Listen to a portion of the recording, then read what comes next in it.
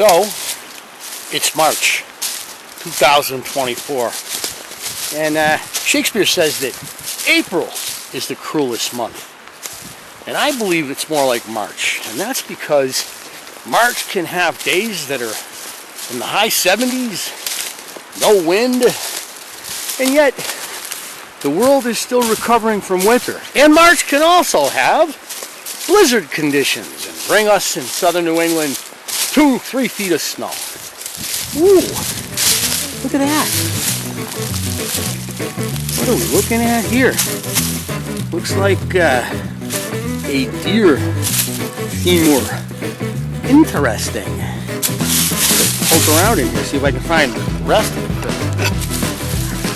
it. Maybe a stall. So, March rivers are interesting because they haven't been stocked yet, at least out where I am in western Massachusetts.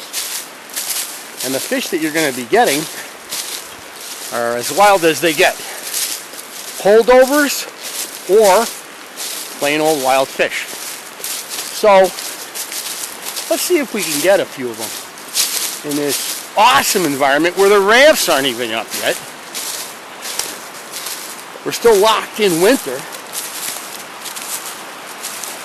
but it feels like May with 70-something degree temperatures. And you got to make hay when the sun shines in March, because while it's nice today, tomorrow might not be the same. So I'm going to start with the Euro.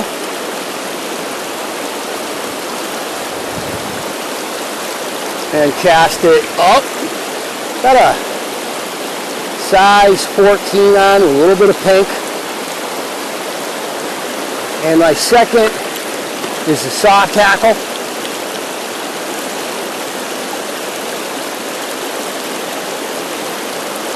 And March means they can be just about anywhere.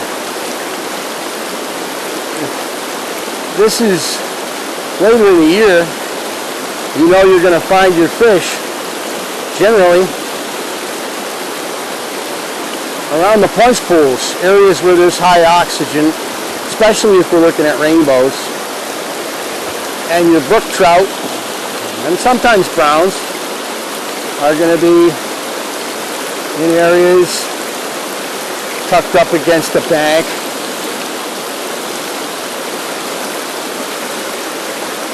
Oh! So I'm just prospecting right now. I don't know what's going on here yet.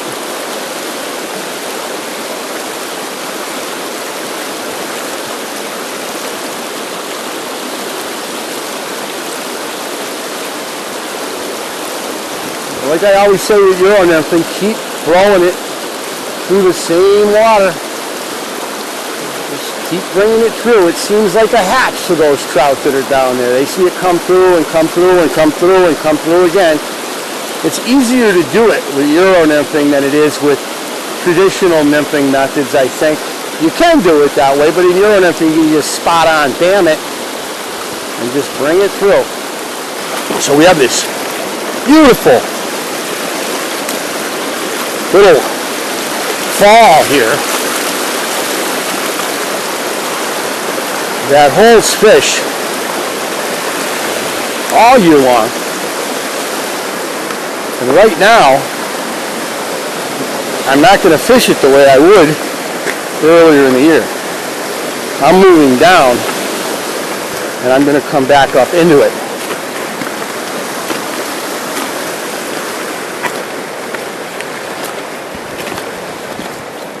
And the angle of the sun being behind me means I don't have to be as crazy cautious along the edge as I do normally. All right, let's prospect here.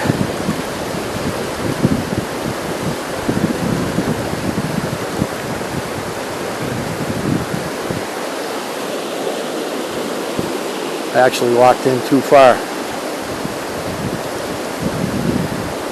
You always get enamored of the other side of the bank. You're always like, oh, look at that current line over there. And you forget, I got a beautiful current line right here, and I walk right down on top of it without pounding it. I should have ran the nymph through it 10, 12 times before I stepped into the water. But I did not.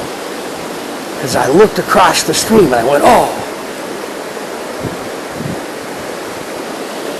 So I'm throwing it up current and I'm watching my indicator.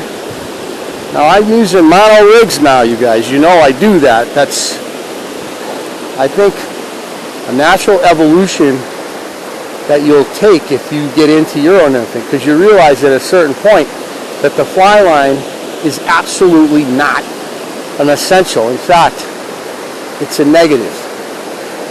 It's counterproductive. It's got too much weight. As I'm throwing this, all I've got is 4-pound test above it.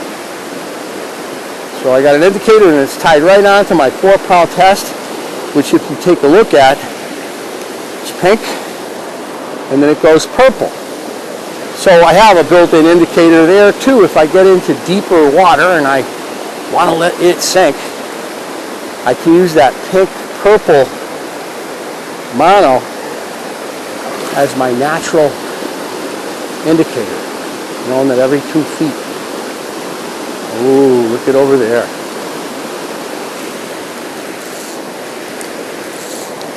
Now this is a natural French nymphing spot. I'm going to pitch it over into the current and let it come down.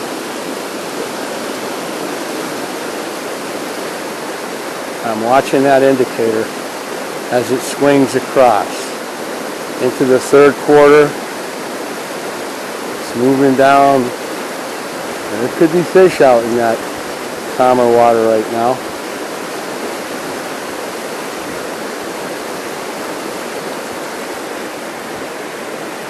The sun is coming out. Beautiful water here. Pitch it way up using the water weight to do it. High stick.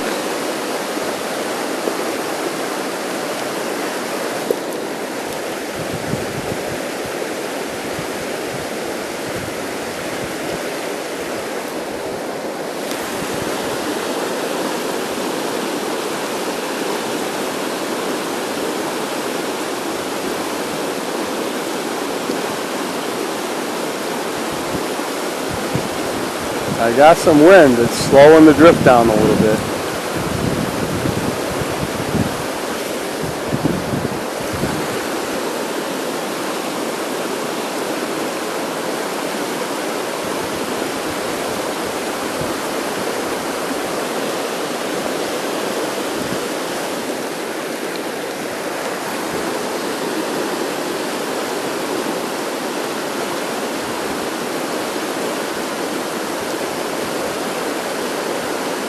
I'm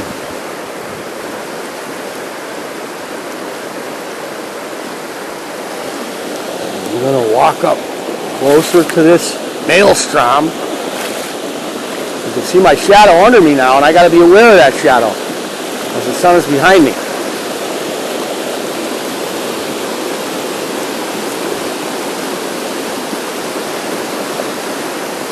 Oh, there we go. Look at that nice rainbow. Oh, yeah.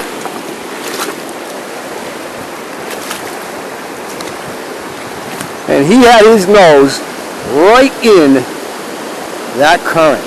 Oh, and he is angry, my friends. He is angry. He's like, oh, no. And he wants to go back up there.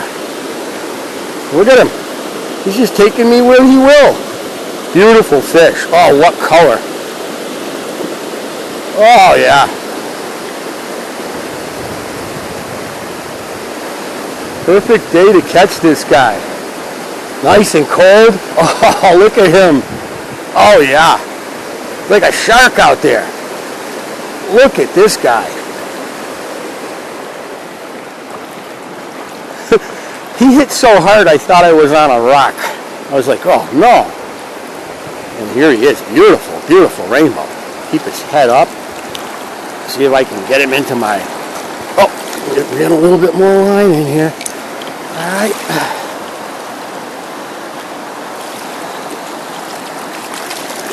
There he is. Keep him right in the water.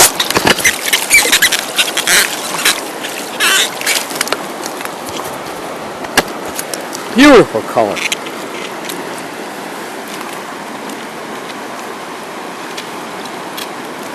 Right in the top. Look at that guy. Oh yeah. As pretty as they get. Ooh, he wants to catch it again. Get back in the water, boy. So every once in a while, you get surprised. I mean, that looked so good. I never thought that he would be coming to breakfast like that. It just looks too good sometimes. You're like, yeah, there's going to be nobody in there. Looks too good. Which is contrary to what you might think. But he was there and he belted it. Again, I just said, beware of your shadow. Watch your shadow. So we had a nice day fishing on the Westfield River today. And now, stumbling through the woods, we come upon the remains of a Packard. And you can see on the engine block the word Packard. One of the great American automobiles of the 1930s. You can imagine gangsters running the Packard to go about their business. Well, the doors are intact. The engine block's still sitting there. The frame looks like it's a little worse for wear. But this Packard is sitting out here, headlights moldering, as a result of the fact that this wasn't, we're looking at what looks like woods now, right? But once upon a time, this was fields. And this Packard was probably driven out here. And I don't think it got stuck in the mud. It probably just got junked out here. If you know anything about farmers, people that have a lot of land, they pretty much junk their vehicles wherever they want to. And in fact, the area that we're on wasn't a farm at all. It was an old factory, as you can see from the berms of dirt behind me, and there was a canal that moved through here. But here's a Packard. We had a nice day on the river. Going to have a lot more this year. It's going to be a great season on fishing historic places. I expect we're going to get into quite a few good-sized trout, but we're going to be going after some bass soon too.